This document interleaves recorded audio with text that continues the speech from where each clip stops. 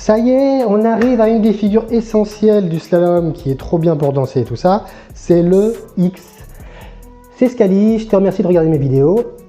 J'espère que tu es prêt et que tu as bien fait tes devoirs des figures d'avant. Parce que celle-là, si tu n'as pas bien fait tes devoirs, ça va être difficile.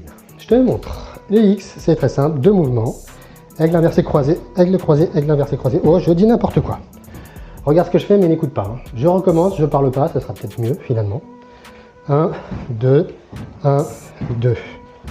Donc, on a un aigle croisé inversé, aigle croisé inversé. En fait, on a pris les Nelson et on a viré les écartés, on a viré les croisés avant et on a gardé que les mouvements d'aigle et d'aigle inversé. En fait, c'est pour ça, si tu maîtrises bien les Nelson, le X, c'est hyper simple. Aigle croisé, je change de position, aigle croisé inversé, aigle croisé inversé. Alors, il y a 2 méthodes pour le faire. Comme j'avais expliqué dans le chapeau, je te conseille d'y retourner.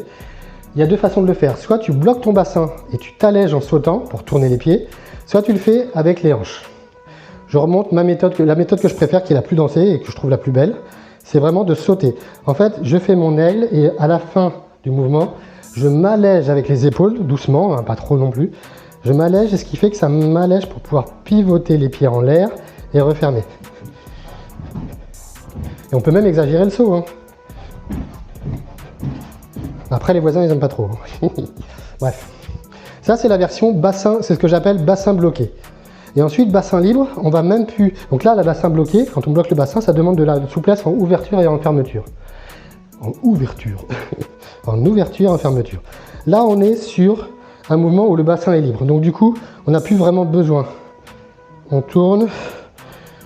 On n'en saute même plus. En fait, on tourne les hanches et c'est ce qui va nous aider à... On tourne les hanches et c'est ce qui va nous aider à avancer à travers les plots.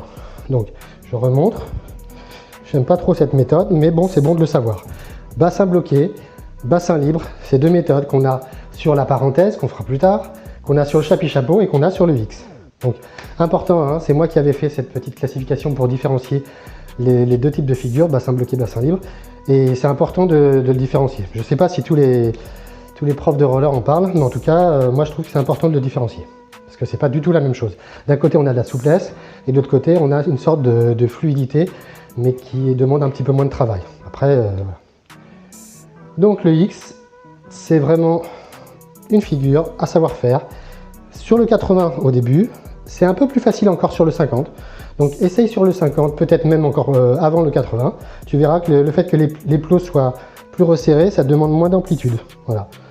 Si c'est un peu trop dur sur du 50, tu peux faire du 60, on peut mettre un autre écart, on s'en fiche. Travaille-le plusieurs fois, essaye d'alléger et travaille aussi le mauvais côté, c'est-à-dire le côté que tu n'as pas l'habitude de faire, comme d'habitude. Et cette figure, elle est trop bien parce que si tu mets un métronome, si tu mets de la musique, elle est vraiment agréable et elle donne du rythme. Voilà. C'est tout pour ça.